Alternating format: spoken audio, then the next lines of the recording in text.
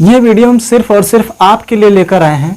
इस वीडियो में हम जानेंगे कि संधि किसे कहते हैं, संधि और संयोग में अंतर क्या क्या होता है और संधि के कितने भेद हैं, यानी कि संधि को कितने भागों में बांटा गया है। तो यहाँ पे सबसे पहले हम जानेंगे संधि किसे कहते हैं। अगर आपसे कोई पूछे कि संधि किसे कहते हैं तो आपका जवाब सिर्फ और सिर्फ यही होगा कि जब दो वर्ण या दो ध्वनियां आपस में मिलती हैं तो जो विकार उत्पन्न होता है उसे संधि कहते हैं। लेकिन यहाँ पे अगर बात करें कि विकार किसे कहते हैं तो ज़्यादातर लोग नहीं बता पाते हैं कि विकार किसे कहते हैं। तो आइए आज हम आपको बताते हैं विकार किसे कहते हैं। तो सबसे पहले लिखेंगे, जब दो वर्ण अथवा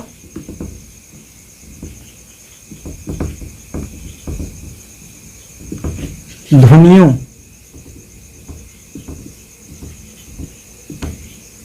का मेल होता है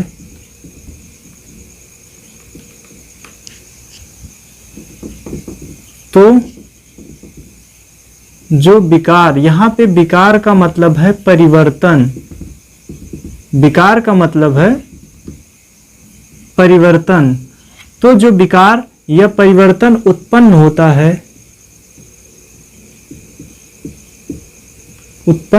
है उसी को संधि कहते हैं, उसी को संधि कहते हैं। क्या कहते हैं संधि को? जब दो वर्ण या ध्वनियां आपस में मिलती हैं, मान लेते एक वर्ण ये था और दूसरा ये था, ये दोनों जब आपस में मिलेंगे तो इसमें जो एक परिवर्तन निकल के आएगा उसी को हम संधि कहते हैं। यहाँ पे एक इसी से मिलता जुलता एक शब्द है जिसको बोलते हैं संयोग। तो संयोग और संधि में एक छोटा सा अंतर है, उसको हम जान लेते हैं कि संयोग किसे कहते हैं और संधि किसे कहते हैं। तो जैसा कि हमने बताया कि जब संधि होती है तो उसमें दो वर्ण आपस में मिलते हैं तो संधि होती है। तो यहाँ पे संयोग में ठीक उसी तरह यहाँ पे भी दो वर्ण आपस में मिलते हैं तो संयोग होता है। लेकिन जब संयोग होता है तो इसमें जो वर्ण होते हैं वो ज्यों के त्यों रहते हैं, यानी कि जो शब्द होते हैं वो जैसे पहले थे वैसे बाद में होते हैं। लेकिन संधि में क्या होते हैं, इनमें जो है विकार यानी कि परिवर्तन होता है, लेकिन संयोग में परिवर्तन नहीं होता है। जैसे कि हम लिखते हैं यहाँ पे,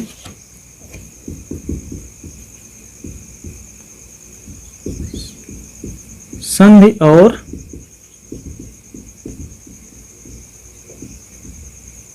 संयोग में अंतर, संधि और संयोग में अंतर।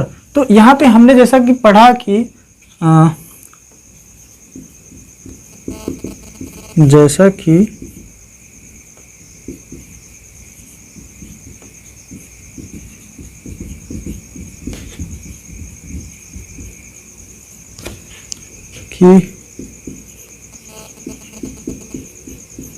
दो वर्णों के मिलने से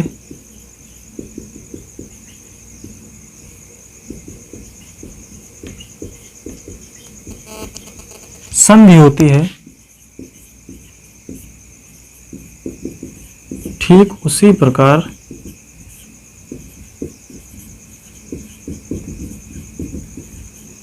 दो वर्णों के मिलने से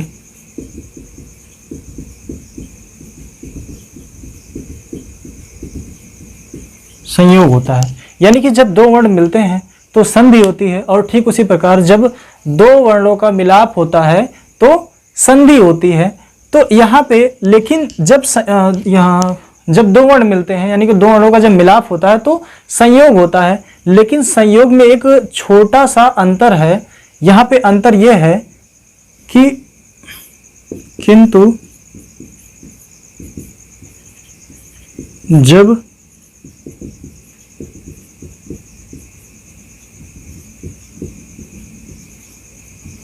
संयोग होता है तो अक्षर ज्यों के त्यों, यानी कि पहले जैसे।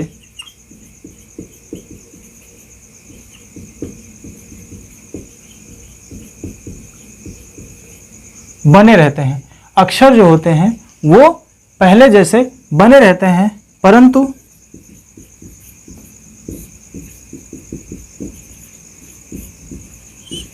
संधि में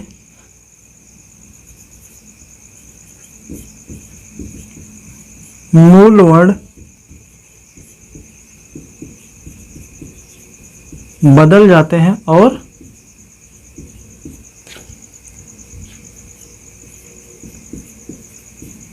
कोई नया वर्ण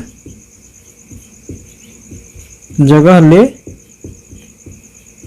लेता है। जैसे अगर हम बात करें संधि की, तो यहाँ पे क्या होता है, पुस्तक प्लस आलय, तो जब ये बनेगा तो बनता है पुस्तकालय। क्या बनता है, पुस्तकालय। यहाँ पे लास्ट में क्या है, आ, और यहाँ पे क्या है, दीर्घा, तो ये दोनों मिलके क्या बनते हैं, दीर्घा। लेकिन जब हम यहाँ पे संयोग की बात करते हैं, तो यहाँ पे क्या मिला, आधा का, और यहाँ पे या मिला, तो क्या बनता है, यहाँ पे बना, क्या बना। इसी प्रकार अगर हम और इसके उदाहरण लें तो यहाँ पे स्तंभ हो गया, मत्स्य हो गया, ये सब जो है संयोग के उदाहरण हैं। ठीक है, आइए हम जो है संधि के भेद के बारे में जानते हैं कि संधि को कितने भागों में बांटा गया है, संधि के कितने भाग हैं। इसका स्क्रीनशॉट ले लीजिए।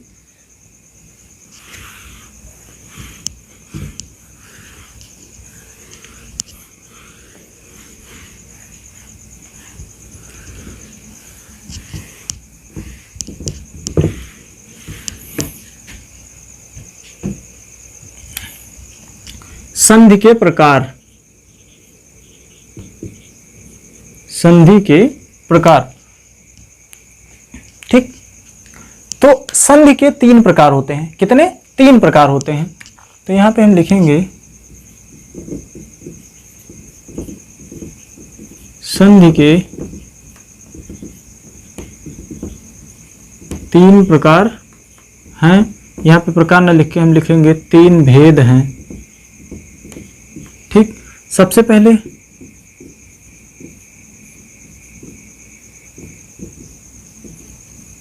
स्वर संधि, दूसरा है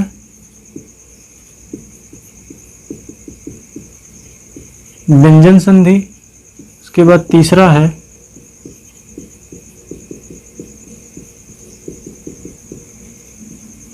विसर्ग संधि। फिर जो स्वर संधि है, स्वर संधि को पुनः 5 भागों में विभाजित किया गया है। जो स्वर संधि है इसको जो है पुनः 5 भागों में विभाजित किया गया है। सबसे पहला है दीर्घ स्वर संधि, उसके बाद फिर है गुण स्वर संधि, गुण स्वर संधि, फिर है वृद्धि स्वर संधि,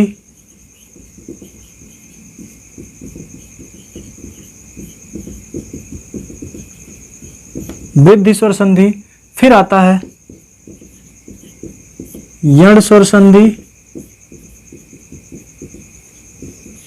उसके बाद आता है अयाद स्वर संधि, अयादि स्वर संधि। ठीक, तो यहाँ पे इसका जो है विभाजन कुछ इस प्रकार है। संधि को 3 भागों में बांटा गया है, स्वर संधि, व्यंजन संधि और विसर्ग संधि। उसके बाद स्वर संधि को पुनः 5 भागों में बांटा गया है, दीर्घ संधि, वृद्ध संधि, गुण संधि, यण संधि और अयादि संधि। ठीक, दीर्घ, गुण, वृद्धि, अयादि। ठीक, दीर्घ, गुण, वृद्धि, यण, अयादि। ठीक, अब हम फिर स्वर संधि के बारे में बात करते हैं। स्क्रीनशॉट इसका लीजिए।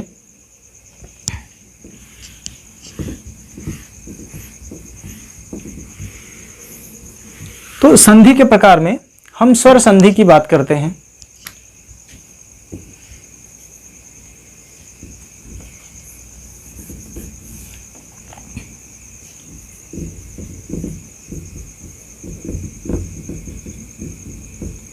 यानी कि स्वर संधि कहते किसे हैं? तो जब दो स्वर आपस में मिलते हैं, जब दो स्वरों का आपस में मेल होता है तो जो विकार उत्पन्न होता है उसे हम स्वर संधि कहते हैं। तो यहाँ पे लिखेंगे जब दो स्वरों का परस्पर मिलाप होता है तो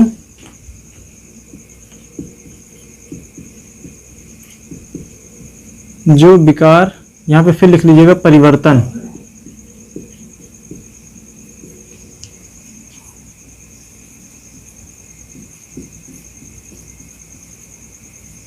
उसे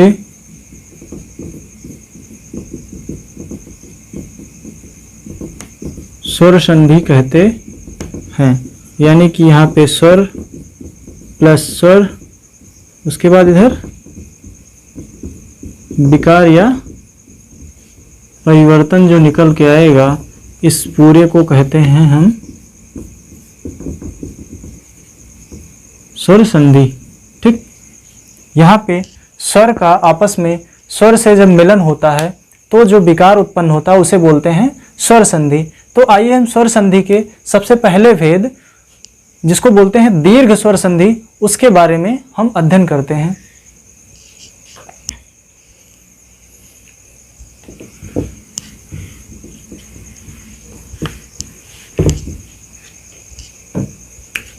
सबसे पहला था स्वर संधि में एक नंबर पे दीर्घ स्वर संधि। तो दीर्घ स्वर संधि में हम सबसे पहले क्या करेंगे, इसके जो है उदाहरण को हम करेंगे। उदाहरण को करने के बाद आप लोग खुद से डेफिनेशन यानी कि परिभाषा जो है खुद से बनाएंगे। वो जो है हम पढ़ा रहे हैं हिंदी, लेकिन मुंह से जो है इंग्लिश के वर्ड निकल रहे हैं। तो यहाँ पे हम जो है दीर्घ स्वर संधि के जो है उदाहरण बताएंगे, जिसको देखकर आप लोग जो है स्वयं परिभाषा बना लेंगे और जो है कभी नहीं भूलेंगे। तो यहाँ पे क्या है,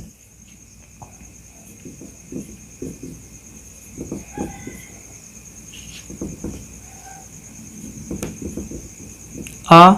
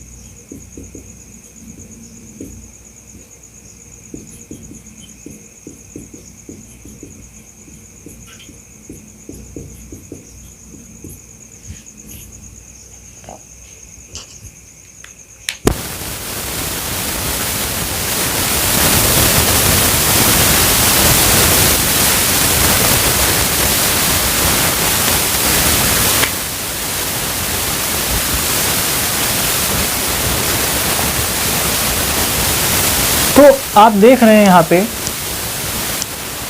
आ का, आ से जब मिलन हो रहा है तो बन रहा है यहाँ पे, जिसको हम बोलते हैं आ, यानी कि इसको हम बोलते हैं बड़ा आ, इसको बोलते हैं छोटा आ, इसको बोलते हैं बड़ा आ। लेकिन आ इसको बोलते हैं आ, इसको जो है बोलने में थोड़ा ज़्यादा समय लेते हैं। इसी तरह इसको ई उ री, ठीक इसी तरह हम बोलते हैं।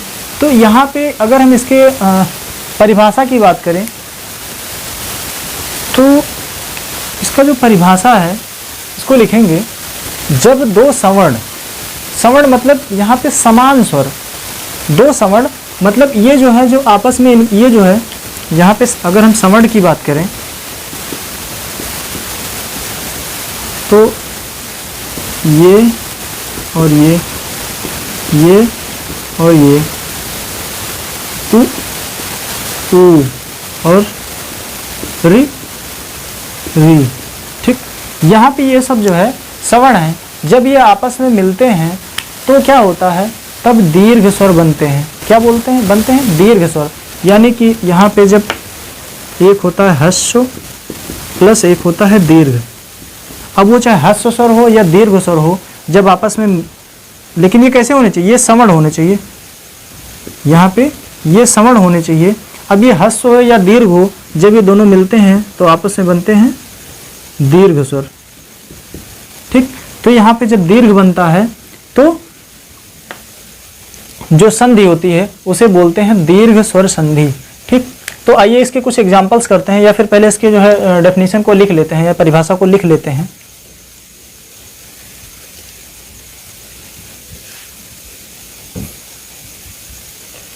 लिखेंगे, यहाँ पे लिखते हैं, दो सवर्ण स्वर के मिलने से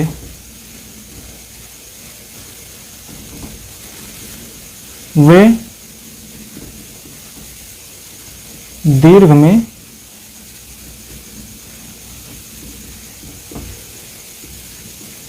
बदल जाते हैं।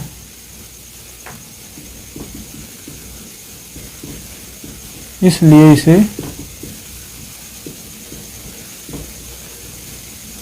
दीर्घ स्वर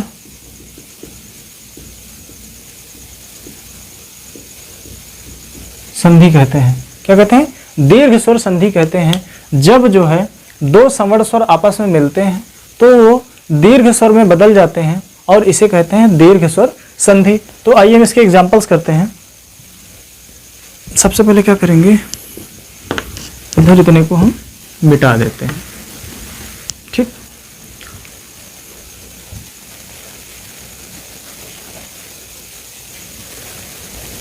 तो यहां पे सबसे पहले इसको लेते हैं, ये वाला लेते हैं, ठीक। कुछ ऐसा लेते हैं जिसके लास्ट में आ निकल के आए और जो स्वर, जो शब्द मिल रहा हो उसका जो पहला वर्ण हो वो आ हो। तो हम लेते हैं, क्या लेते हैं, कल्प प्लस अंत, ठीक। तो यहां पे अगर हम बोलते हैं पा, क्या बोलते हैं, पा, तो पा में जब लास्ट में हम पहुंचते हैं, पा के लास्ट में, तो हमारे मुंह से निकलता है आ, पा। तो यहाँ पे देखो क्या निकल के आया, आ और अंत का आ। जब ये मिला तो हमने देखा यहाँ पे ये मिलके क्या बनता है, बड़ा आ बनता है, ठीक है। तो इसको जब हम लिखेंगे तो यहाँ पे लिखेंगे कल्प, और यहाँ पे जब बड़ा आ बनता है तो हम सिर्फ और सिर्फ इसकी जो है एक मात्रा को लगा देते हैं। तो यहाँ पे हो जाएगा ये कल्पांत। क्या होगा, कल्प आंत होगा। उसके बाद फिर हम दूसरा लेते हैं, एग्जाम्पल लेते हैं, जैसे फिर इसी में एक और करते हैं, लेते हैं दिवस प्लस अंत, ठीक। क्या लेते हैं, दिवस प्लस अंत। तो यहाँ पे अगर हम लास्ट में दिवस में सा लेते हैं, क्या बोल लेते हैं, सा।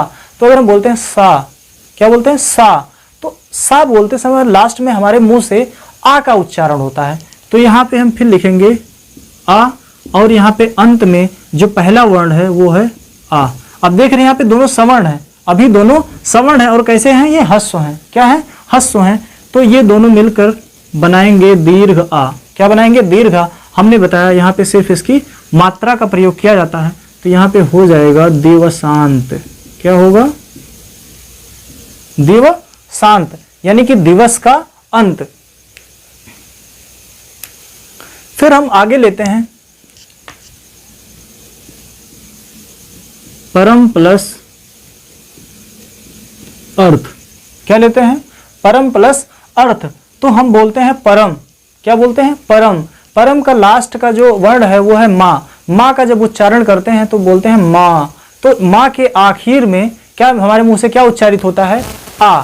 तो यहाँ पे परम में से निकला आ और अर्थ में से आ, ये दोनों मिलके क्या बना, दीर्घा। तो यहाँ पे हम यूज करेंगे क्या, मात्रा। तो ये हो जाएगा परमार्थ। क्या होगा, परमार्थ होगा। इसी तरह हम फिर आगे करते हैं, लेते हैं पुस्तक प्लस अर्थी। पुस्तक प्लस अर्थी। तो यहाँ पे अगर हम बोलेंगे पुस्तक, तो पुस्तक का जो आखिरी वर्ण है वो है का। क्या है, का। जब आप जो है किताब को बंद करिए, कॉपी को बंद करिए और अपने मुंह से बोलिए पुस्तक, पुस्तक। जब पुस्तक बोलेंगे तो लास्ट में जब का आएगा तो का को आप पुस्तक के साथ ना बोल के सिर्फ बोलिए का। जब का बोलेंगे तो आपके मुंह से लास्ट में जो उच्चारण होगा वो जो है आ का उच्चारण निकलेगा। हम अगर बोलेंगे का, तो जो का बनता है वो ऐसे बनता है, जो का बनता है, का प्लस आ मिलके बनता है का। ठीक, तो यहाँ पे यहाँ हमको निकल के मिला आ और अर्थी में से आ, ये दोनों मिलके बनेगा दीर्घा। तो यहाँ पे मात्रा यूज करना है तो ये बनेगा पुस्तकार्थी। क्या बनेगा, पुस्तकार्थी। ठीक, अब हम इसी तरह दूसरा एग्जाम्पल लेते हैं। जो दूसरा एग्जाम्पल है,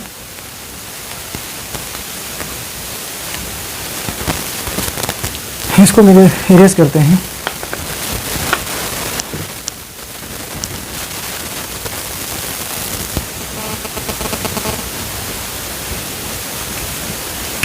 लेते हैं इस वाले में रत्न प्लस आकर। क्या लेते हैं, रत्न प्लस आकर। ठीक है, आकर मतलब होता है खान। आकर मतलब होता है खान। जो खाने होती हैं उन्हीं का जो खान का जो पर्यायवाची है, यहाँ पे खान मतलब खदान की बात कर रहे हैं। खान वो खान मत समझ लेना, ठीक है, माय नेम इज खान वाला। तो यहाँ पे खान मतलब होता है आकर, खान का पर्यायवाची शब्द होता है आकर। तो ये क्या है, रत्न। रत्न प्लस आकर। तो रत्न जब बोलेंगे तो ना में जो है आ का उच्चारण होता है, यानी कि जो आ होता है वो ना में उच्चारित होता है। तो यहाँ पे हो जाएगा आ, उसके बाद इधर आकर में बड़ा आ, ये दोनों जब मिल के क्या बनेगा, बड़ा यानी कि दीर्घ आ। ठीक, हमें हमेशा इसका जो है मात्रा प्रयोग करना होता है। तो यहाँ पे हो जाएगा रत्नाकर, यानी कि रत्नों की खान। रत्नाकर, रत्नों की खान। फिर हम लिखते हैं, यहाँ पे हो जाएगा गर्भ प्लस आधान। गर्भ प्लस आधान। तो यहाँ पे गर्भ, भा में से भी आ का उच्चारण होता है। तो यहाँ पे हो जाएगा आ प्लस दीर्घा, दोनों मिलकर क्या बनता है, दीर्घा। हमेशा यहाँ पे मात्रा यूज करनी थी, हो जाएगा गर्भाधान। क्या होगा, गर्भाधान। ठीक है, यहाँ पे हो जाएगा गर्भाधान। फिर आगे हम बात करते हैं, सत्य लिखते हैं। क्या लिखते हैं, सत्य प्लस आग्रह। क्या लिखते हैं, सत्य प्लस आग्रह। आप एक स्लो मतलब एकदम धीरे धीरे बोलिए, सत्य। सत्य, जब सत्य बोलेंगे तो आपके मुंह से लास्ट में जो है उच्चारित होगा आ, और इधर बड़ा आ है तो ये हो जाएगा बड़ा आ, जिसको बोलते हैं दीर्घ आ। तो ये बनेगा दीर्घ आ, और यहाँ पे हमें मात्रा प्रयोग करनी है, ये हो जाएगा सत्याग्रह। क्या होगा, सत्याग्रह। तो आपके समझ में आया अब हम दूसरा जो है एग्जाम्पल लेते हैं, दूसरा उदाहरण लेते हैं।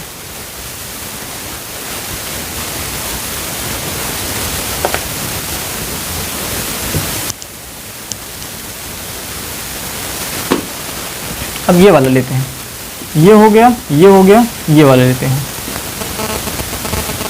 ठीक, तो यहाँ पे क्या है, दीर्घ आ है और यहाँ पे ह्रस्व आ है। तो हम जब लिखेंगे इसका उदाहरण तो लिखेंगे विद्या प्लस अर्थी। जब हम बोलेंगे विद्या, ठीक है, ये विद्या को ऐसे भी लिखा जा सकता है, विद्या प्लस अर्थी। तो यहाँ पे हम देख रहे हैं कि लास्ट में दीर्घ निकल रहा है और यहाँ पे अर्थी में आ निकल रहा है, दोनों का मिलके क्या बना, दीर्घा बना।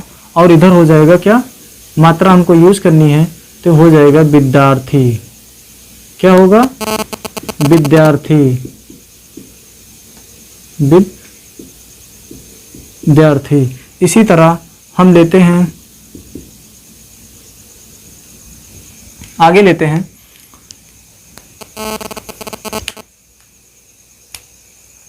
विद्या प्लस अभ्यास, विद्याधन अभ्यास। तो यहाँ से निकल के आया आ, यहाँ पे है आ, इधर हो जाएगा मात्रा हमको प्रयोग करनी है तो हो जाएगा विद्याभ्यास, विद्याभ्यास। क्या हुआ, विद्याभ्यास। ठीक है,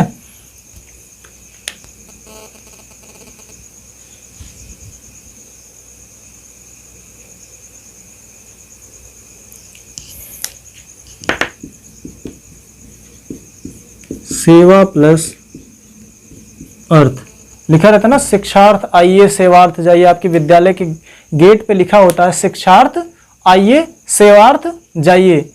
तो यहाँ पे सेवा में निकला दीर्घा और यहाँ पे आ है, ये बना दीर्घा। यहाँ पे हमको मात्रा का प्रयोग करना है तो ये हो जाएगा सेवार्थ, हो जाएगा सेवार्थ। अब एक लास्ट में एग्जाम्पल बचा हुआ है, चलिए उसको कर लेते हैं, फिर खत्म करते हैं वीडियो को।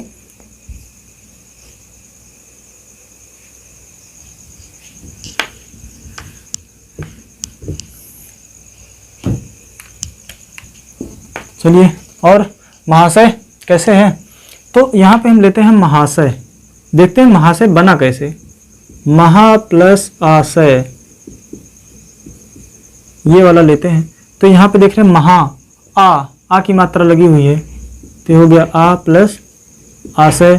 जब दो सवर्ण मिलते हैं तो वो जो है दीर्घ स्वरूप में आ जाते हैं तो हो जाएगा आ, हमें इसकी मात्रा का प्रयोग करना है तो हो जाएगा महाशय,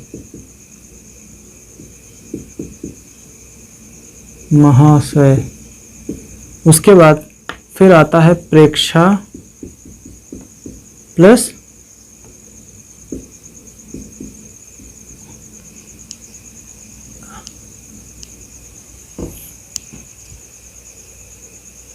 आगार।